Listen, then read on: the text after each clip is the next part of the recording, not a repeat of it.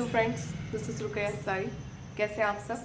I hope अच्छे होंगे, अपनी तैयारी बहुत अच्छे से कर रहे होंगे। तो देखिए बच्चों, जो एग्ज़ाम है वो आपका बहुत कह सकते हो करीब है। कल हमारा कह सकते हो म्यूज़िक का एग्ज़ाम हुआ है KBS में, जिसमें देखा कि क्वेश्चंस का जो पैटर्न था वो थोड़ा सा ना बहुत ज़्यादा हाई है ना बहुत ज़्यादा लो है, ना मॉडरेट लेवल पर चल रहा है हमारा क्वेश्चन का पैटर्न।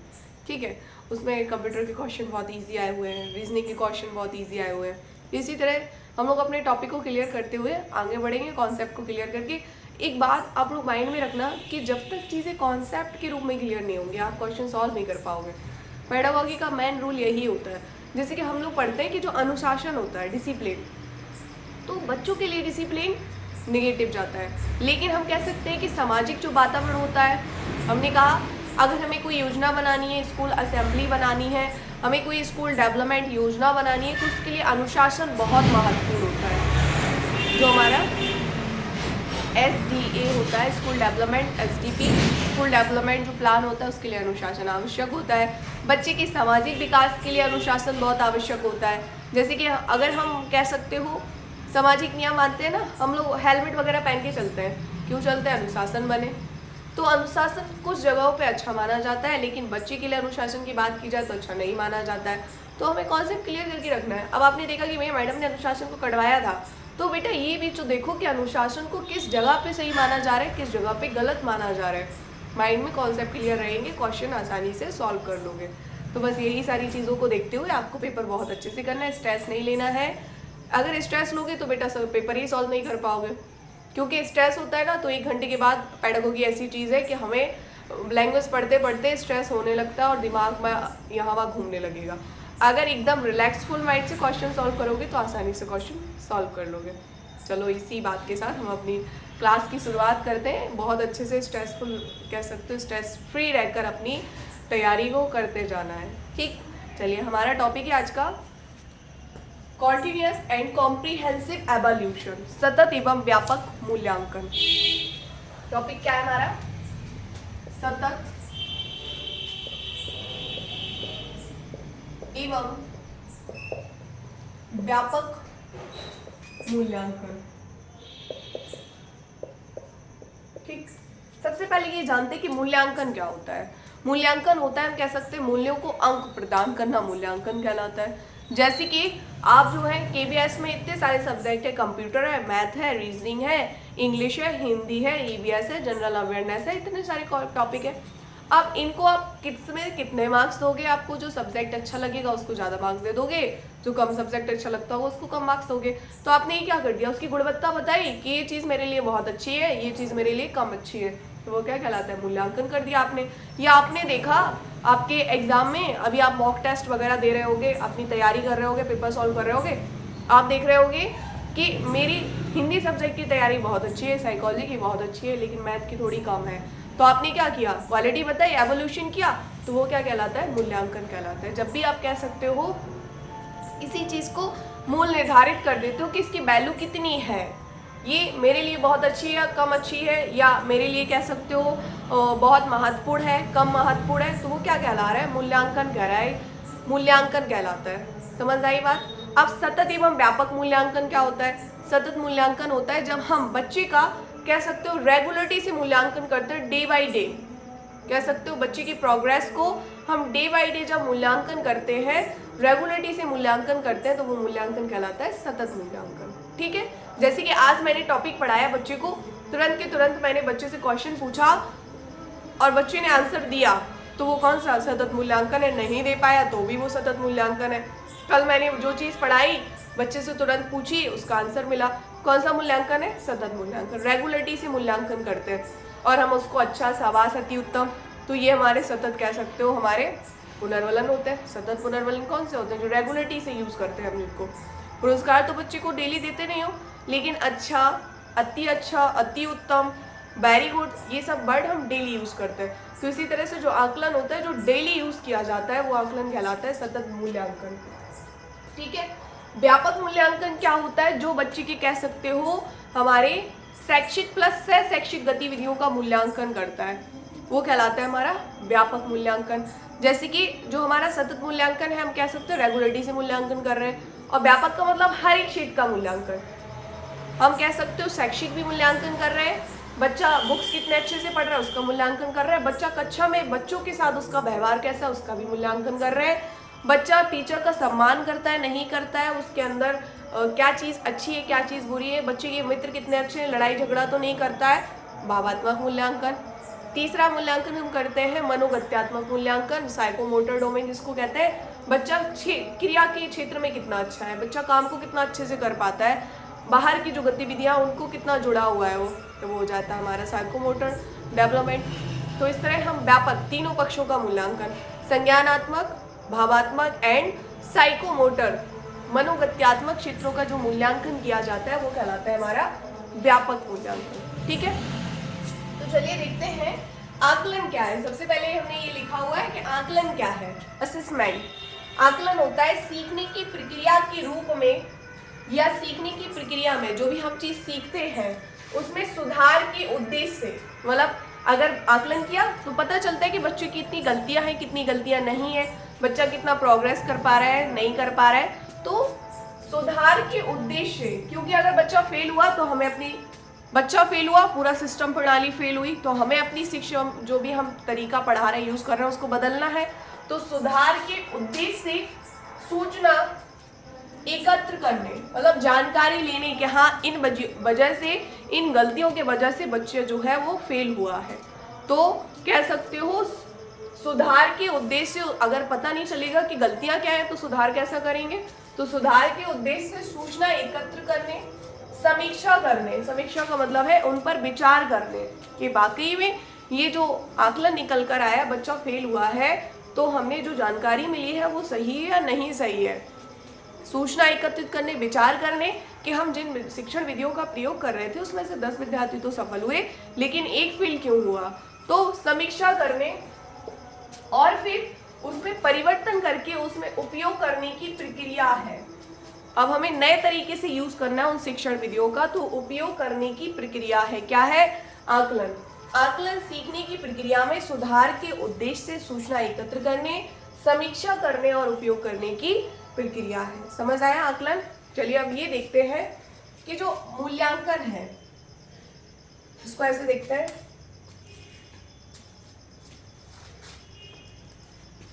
मूल्यांकन क्या है, एक बड़ा पार्ट है। आपने पढ़ा होगा मूल्यांकन और मापन, पहले यही देख लो मूल्यांकन क्या है मापन क्या है।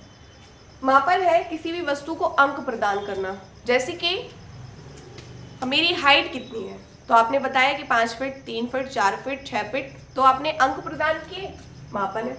मैं आपको कितना अच्छा पढ़ाती हूँ कितना बुरा पढ़ाती हूँ तो वो क्या हो गया, मूल्यांकन हो गया। हम कह सकते हैं किसी भी विषय वस्तु की विशेषता बताना, क्या बताना, क्वालिटी बताना मूल्यांकन है। क्वांटिटी बताना कि मात्रा में कितनी है तो वो क्या है, मूल्यांकन है। ठीक है, वस्तुओं को अंक प्रदान करना तो क्या हो जाएगा, मापन हो जाएगा। ठीक, चलिए अब मैं ये बता रही थी आपको, ये क्या है, मूल्यांकन एक बड़ा पार्ट है। ठीक, मूल्यांकन के अंदर ही आते हैं एक छोटे से पार्ट जिसको हम कहते हैं मापन या फिर हम कह सकते हैं आकलन। ठीक, मापन या आकलन। मापन अभी हमने क्या बताया, अब और मूल्यांकन क्या है, एक बड़ा पार्ट है, और आकलन और मापन क्या है, इसके छोटे से भाग है। तो मापन और आकलन,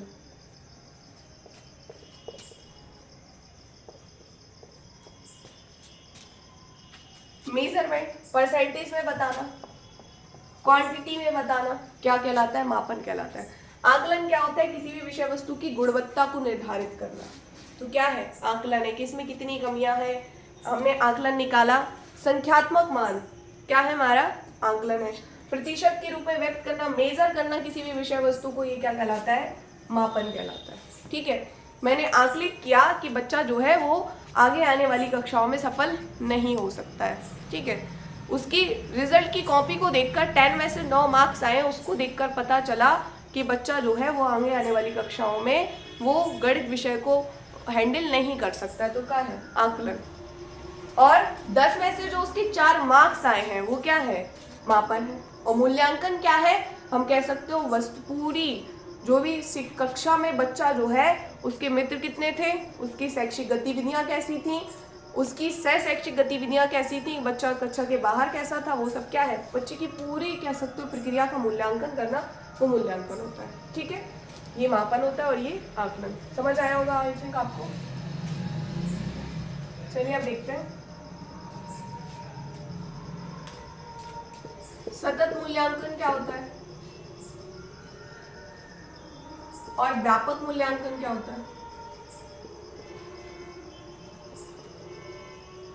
सतत मूल्यांकन होता है रेगुलरिटी से मूल्यांकन करना, रेगुलर या डे टू डे, हम कह सकते हैं दिन पे दिन बच्चे का मूल्यांकन करना, हर एक दिन रेगुलर बेसिस पे मूल्यांकन करना सतत मूल्यांकन कहलाता है। अभी पढ़ाया तुरंत की तुरंत आपने अपना आकलन कर लिया, अपना मूल्यांकन कर लिया कि मुझे कितनी चीजें समझ आई, कितनी नहीं आई, कौन सा है, सतत मूल्यांकन है। और व्यापक मूल्यांकन क्या होता है, जब, इसको हम कैप से याद रखते हैं, संज्ञानात्मक, भावात्मक और मनोगत्यात्मक।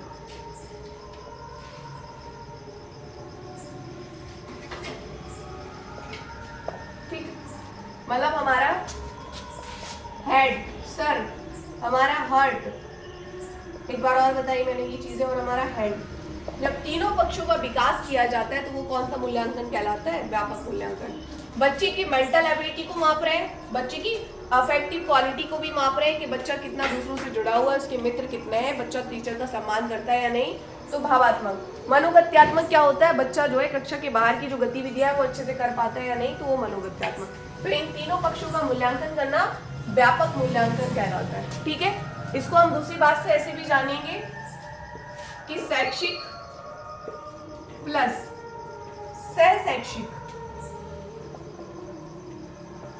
गतिविधियों का मूल्यांकन करना आपका व्यापक मूल्यांकन कहलाता है। मतलब बच्चे के पेन पेपर को तो नापना ही, मापना ही कि बच्चा पेन पेपर मतलब कह सकते हो पुस्तकों में कक्षा के अंदर जो भी चीज सिखाई जाती है उसमें कितना अच्छा है, प्लस पेन पेपर से बाहर कोई एक्टिविटी डेली बेसिस में कराई जाती है, जैसे कि कैरम खिलाना, स्पोर्ट्स में बच्चे को क्रिकेट, जिम्नास्टिक, स्विमिंग, ये सारी गतिविधियों में बच्चा कैसा है, ड्रामा में, कम्युनिकेशन स्किल्स में, तो ये सह शैक्षिक गतिविधियों का जो मूल्यांकन करते हैं वो भी हमारा व्यापक मूल्यांकन। शैक्षिक प्लस सह शैक्षिक गतिविधियों का मूल्यांकन व्यापक मूल्यांकन कहलाता है। या इसको ऐसे भी जान सकते हैं, संज्ञानात्मक, भावात्मक और मनोवैज्ञात्मक पक्ष का मूल्यांकन व्यापक मूल्यांकन कहलाता है। और सतत मूल्यांकन क्या होता है, जब हम डेली बेसिस में रेगुलरिटी से बच्चे का मूल्यांकन करते हैं वो होता है हमारा सतत मूल्यांकन। ठीक, चलिए ये बात समझ आई होगी आपको।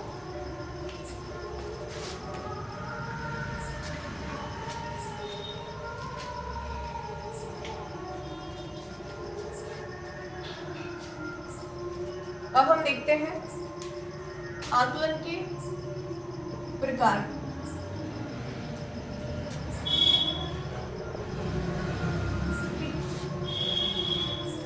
आकलन के प्रकार, तो आकलन के 3 प्रकार आपके सिलेबस में दिए गए हैं। असेसमेंट फॉर लर्निंग,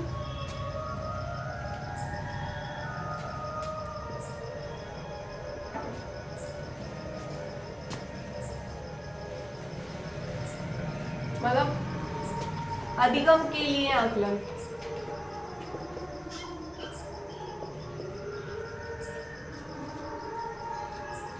अधिगम के लिए आकलन, assessment for learning. Assessment for learning क्या होता है, जब बच्चे ने कोई चीज सीखी नहीं है उसके पहले, सिखाने से पहले बच्चे को माप रहे हो, उसकी जानकारी को चेक कर रहे हो, उसके पूर्व ज्ञान को चेक कर रहे हो, वो कौन सा आकलन कहलाता है हमारा असेसमेंट फॉर लर्निंग, अधिगम के लिए आकलन। जैसे कि बच्चे को आप घुमाने लेकर गए हो और बच्चों से ताजमहल के बारे में क्वेश्चन पूछ रहे हो, अभी आप घुमाने लेकर नहीं गए हो, बच्चे से पूछ रहे हो कि ताजमहल किस रंग का है, तो बच्चे जो है, अभी आपने पढ़ाया नहीं ताजमहल के बारे में टॉपिक, तो बच्चे जो है बता पा रहे हैं या नहीं बता पा रहे हैं, उनका पूर्व ज्ञान कितना है, अभी आपने पढ़ाया नहीं है, पढ़ाने से पहले बच्चे का आकलन कर रहे हो, तो वो कौन सा आकलन होगा, अधिगम के लिए आकलन। आप जो भी जैसे साइकोलॉजी पढ़ रहे हो, मैं साइकोलॉजी पढ़ाने से पहले आपसे पूछूं बुद्धि क्या है, व्यक्तित्व क्या है, तो वो क्या कहलाएगा, अभी पढ़ाया नहीं है, पढ़ाने से पहले आप कितनी जानकारी रखते हो, पूर्व ज्ञान को जो जानकारी ली जा रही है वो कौन सा आकलन कहलाता है, अधिगम के लिए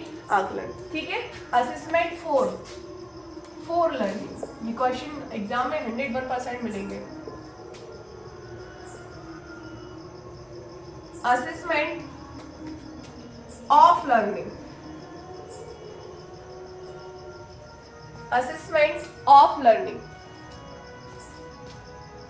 ये है अधिगम का आकलन।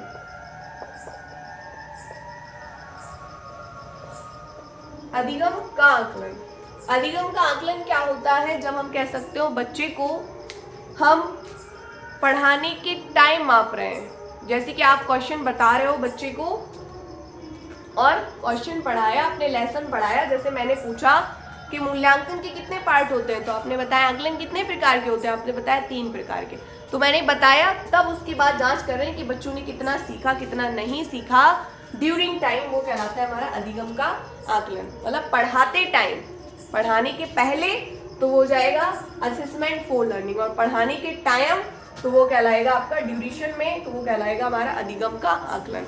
मैंने पढ़ाया, उसके बाद आपसे पूछ रहे हैं कि बेटा कि अधिगम के कितने प्रकार होते हैं या आकलन के कितने प्रकार होते हैं, तो वो हो जाएगा हमारा 3 प्रकार होते हैं। आपने आंसर दिया, तो मैंने असेसमेंट ऑफ लर्निंग, अधिगम का आकलन।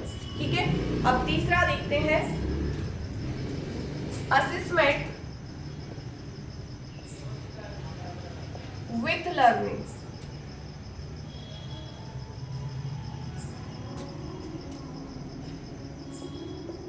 अधिगम के साथ आकलन,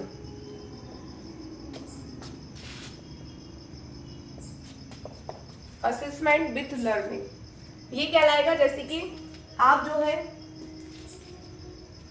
या असेसमेंट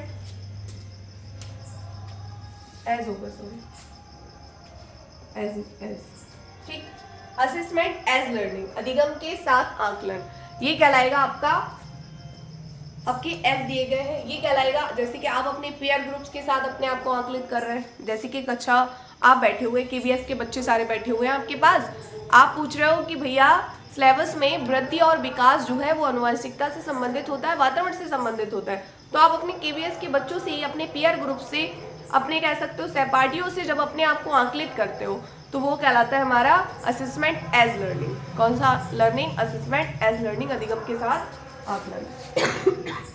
अब यूपीएससी के बंदे से पूछो जाके कि भैया वृद्धि और विकास क्या होता है, तो एसएससी के बंदे से पूछो जाके तो उसका कोई लेन देन नहीं है।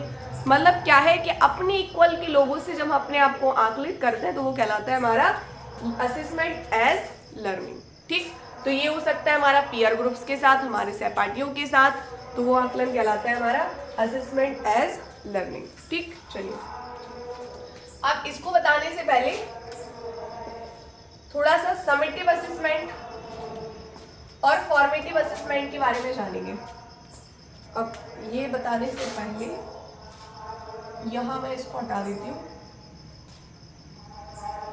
ठीक, ऑफ और लिखा रहने दो, उससे आप समझ जाओगे।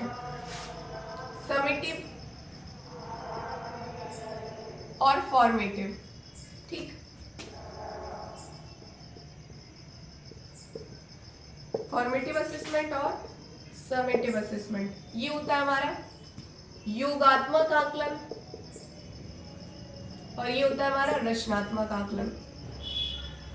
ठीक, 40% तो प्रश्न रखे जाते हैं वो फॉर्मेटिव असेसमेंट से रखे जाते हैं और 60% आपके योगात्मक असेसमेंट से रखे जाते हैं। क्वेश्चन पेपर में आपने देखा होगा, ये किया जाता है बच्चे की फीडबैक के लिए, बच्चे की गैप के लिए,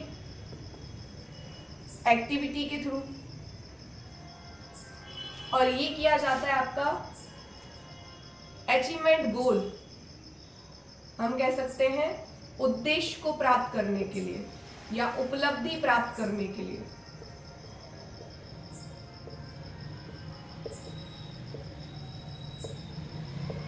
ठीक,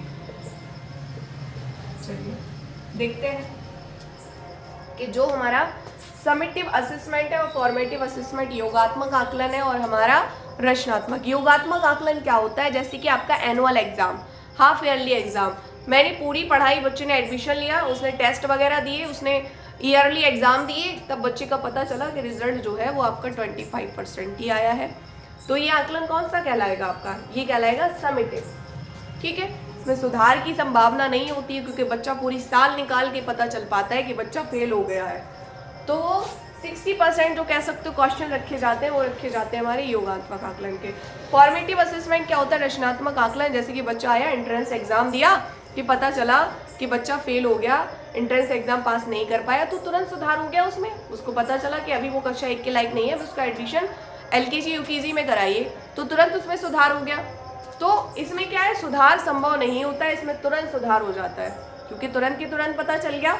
और इसमें हम कह सकते हो तुरंत पता नहीं चलता, 1 साल के बाद पता चलता है, जिसमें सुधार की संभावना नहीं होती है। क्वेश्चन रखे जाते हैं आपके, कह सकते हो 60% क्वेश्चन समेटिव असेसमेंट में रखे जाते हैं, और 40% जो क्वेश्चन होते हैं वो 40% क्वेश्चन रखे जाते हैं फॉर्मेटिव असेसमेंट में। जो आपके मंथली टेस्ट होता है, सेकेंड मंथली टेस्ट होता है, formative second formative test, first formative test, जो बच्चे CBSE में पढ़ते होंगे उन्हें पता होगा, ठीक है। तो उनका पैटर्न रखा जाता है क्वेश्चनिंग का। 40% क्वेश्चन जो रहते हैं हमारे एनुअल एग्जाम के, वो फॉर्मेटिव असेसमेंट कहलाता है। जो 60% क्वेश्चन होते हैं वो होता है समेटिव असेसमेंट। दोनों को मिलाकर हमारा रिजल्ट तैयार होता है, ठीक है। और फीडबैक के लिए फॉर्मेटिव असेसमेंट 1 महीने में पढ़ाया, तुरंत के तुरंत टेस्ट ले लिया, तो पता चला कि बच्चे ने कितना सीखा कितना नहीं सीखा, पता चल गया। गैप के लिए कि बच्चे का कह सकते हो जो सुधार है, बच्चा पहले कितना पढ़कर आया था, अभी कितना सीखा, उसमें गैप कितना था, जो ज्ञान था उसको कम करने के लिए इसका प्रयोग करते हैं। एक्टिविटी के थ्रू इसमें सिखाते हैं, ठीक है। लेकिन इसका उद्देश्य क्या होता है? उपलब्धि प्राप्त करने के लिए, कि कक्षा 1 में हमें फर्स्ट वो लेकर आनी है, फर्स्ट रैंक लेकर आनी है, सेकंड रैंक लेकर आनी है, तो वो कहलाता है हमारा उपलब्धि, जो कह सकते हो स्तर को प्राप्त करने के लिए, हमारे उपलब्धि स्तर, अचीवमेंट गोल को प्राप्त करने के लिए हमारा समेटिव असेसमेंट का यूज किया जाता है। अब हम देखिए फॉर्मेटिव असेसमेंट किस में जाएगा? फॉर्मेटिव असेसमेंट जाएगा आपके 4 में, क्योंकि इसमें क्या है, पढ़ाने से पहले बच्चे का आकलन कर रहे हैं, ठीक है। और हमारा समेटिव असेसमेंट किस में जाएगा? पढ़ाने के बाद बच्चे का आकलन कर रहे हैं, तो समेटिव असेसमेंट जाएगा हमारा किस में? ऑफ लर्निंग में, असेसमेंट ऑफ लर्निंग। ये क्वेश्चन को आपको बताना था, जिसको बहुत अच्छे से याद रखना, ठीक। ऑफ किस में जाएगा आपका? समेटिव में, और 4 किस में जाएगा आपका? फॉर्मेटिव में, ठीक। चलिए ये हुआ आपका।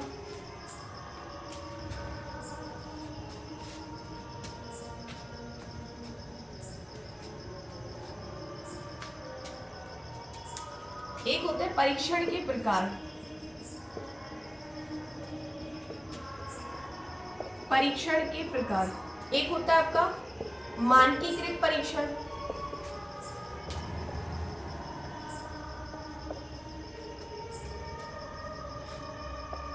ये आपके 2 प्रकार के होते हैं, NRT and CRT, norms reference test,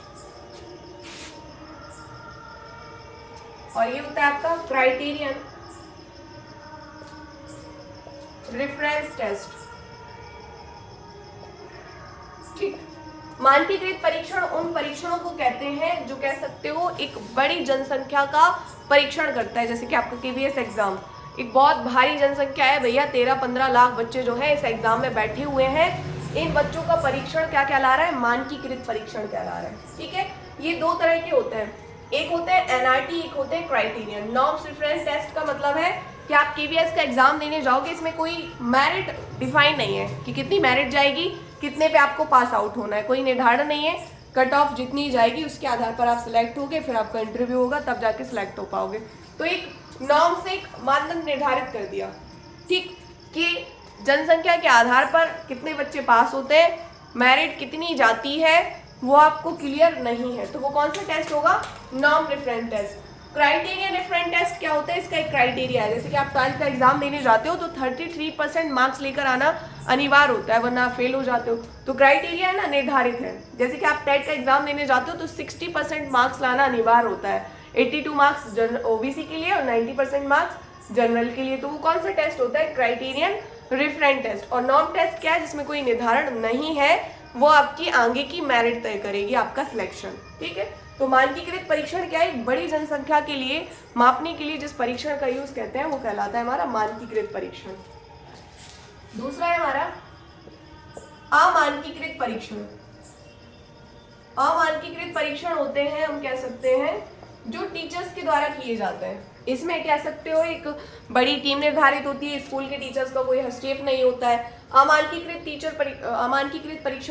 परीक्षण होते हैं जो टीचर्स के द्वारा किए जाते हैं, जैसे स्कूल के जितने बच्चे हैं उनका आपका परीक्षण कर दिया। जैसे हम कह सकते हैं आप लोग पढ़ रहे हो, आपका मैं टेस्ट लूं तो ये कौन सा परीक्षण हो जाएगा, अमानकीकृत परीक्षण हो जाएगा। ठीक है, ये टीचर्स के द्वारा किया जाता है और ये कह सकते हो एक स्पेसिफिक टीम के द्वारा किया जाता है, एक विशेष टीम गठित होती है इसके लिए। ठीक, समझ आया आपको मानकीकृत एंड अमानकीकृत परीक्षण।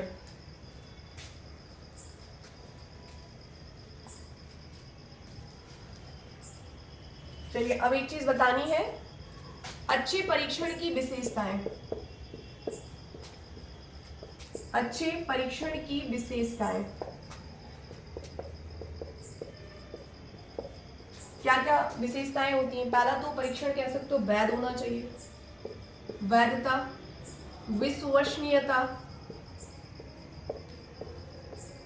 और कह सकते हो वस्तुनिष्ठता। वैधता का मतलब जिसके लिए परीक्षण बनाए गए उसी के लिए वैध हो। जैसे कि आपकी कह सकते हो केवीएस की मार्कशीट होगी तो केवीएस का एग्जाम देने जाओगे तो उसी में मान होगी। टेट की मार्कशीट टेट के एग्जाम में ही मान होगी, यूपीएससी के एग्जाम में मान नहीं होगी। तो जिसके लिए बनाया गया उसी के लिए वैध हो, उसी के लिए निर्धारित करता हो, वो कहलाएगा वैधता। ऐसा परीक्षण हो।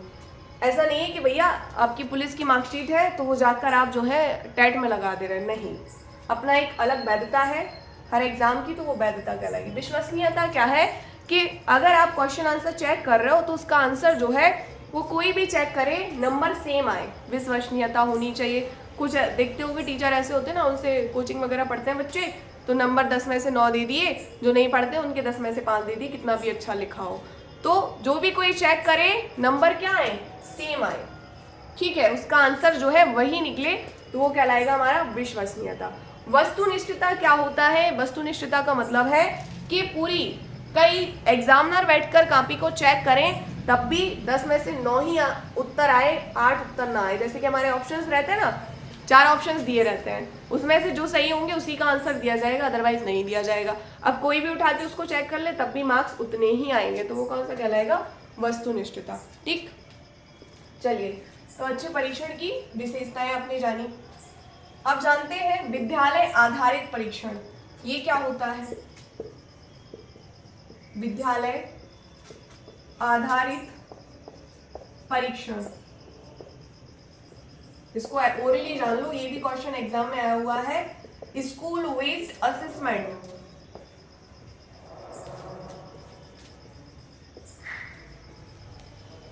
क्या होता है आपका, SVA, school based assessment. SVA का मतलब होता है कि विद्यालय में ही बच्चे का आकलन किया जाए, विद्यालय से बाहर के जो टीचर्स आते हैं जिससे बच्चे में भय की स्थिति पैदा होती है। जैसे कि आपके 10th 12th के एग्जाम होते हैं तो आपकी सेंटर कहीं और जाता है, कॉपी कोई और चेक करता है, जिससे क्या होता है बच्चे में एक भय की स्थिति बनती है, बच्चे अच्छे से बोल भी पा रहा होता है तो वो नहीं बोल पाता है जब दूसरे टीचर्स उसके सामने आते हैं। तो हमारे कह सकते हो ऐसा परीक्षण कहलाता है हमारा जो विद्यालय की ही टीचर सॉरी, कभी कभी ऐसा होता है ना कि कक्षा 2 का जो टीचर्स है वो कक्षा 5 में पहुंच गया, कक्षा 5 का टीचर कक्षा 2 में पहुंच गया, तो इससे बच्चे जो है भय की स्थिति आ जाती है, वो बोल नहीं पाते हैं भले ही उनको बहुत अच्छे से चीजें आती हों। तो वो परीक्षण कौन सा होगा, विद्यालय आधारित परीक्षण, मतलब विद्यालय के ही टीचर और जो टीचर बच्चों को पढ़ाते हैं वही उनका आकलन करें विद्यालय स्तर पर, वो परीक्षण कहलाता है हमारा विद्यालय आधारित परीक्षण। बाहर से कोई टीम ना आए, जैसे कि आपके कॉपी चेक भी हो तो स्कूल के टीचर्स के द्वारा ही, क्लास टीचर के द्वारा ही की जाए, तो वो परीक्षण कौन सा होता है, विद्यालय आधारित परीक्षण। वेरी गुड, चलिए आई होप समझ में आ रहा होगा, चीजें क्लियर हो रही होंगी, कॉन्सेप्ट क्लियर हो रहे होंगे। तो वीडियो को लाइक करें, शेयर करें, सब्सक्राइब करें। चलिए आगे देखते हैं, निदानात्मक व उपचारात्मक परीक्षण।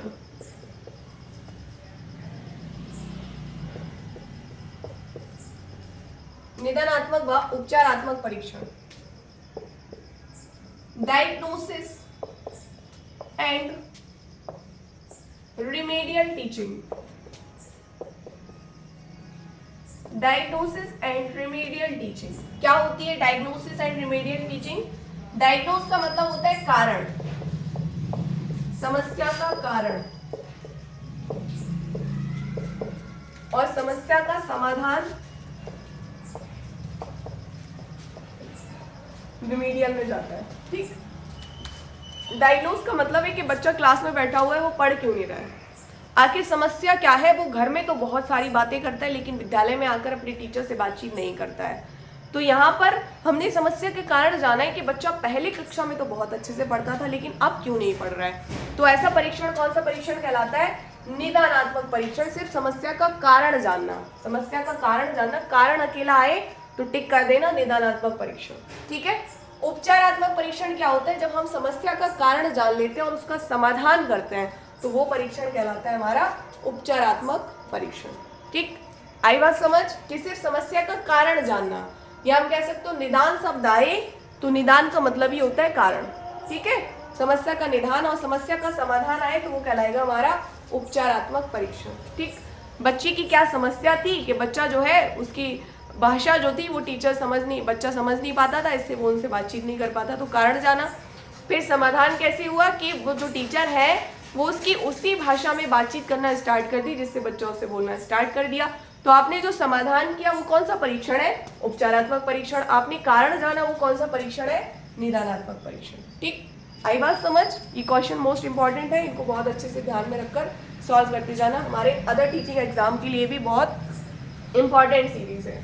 चलिए, आपका सेशन जो है यहीं समाप्त होता है, और अगर आप लोग अच्छे से तैयारी कर रहे हो तो इसको वीडियो को आगे भी शेयर करें जिससे आगे आने वाले बच्चे जो हैं उनकी भी तैयारी बहुत अच्छे से हो सके। Thank you.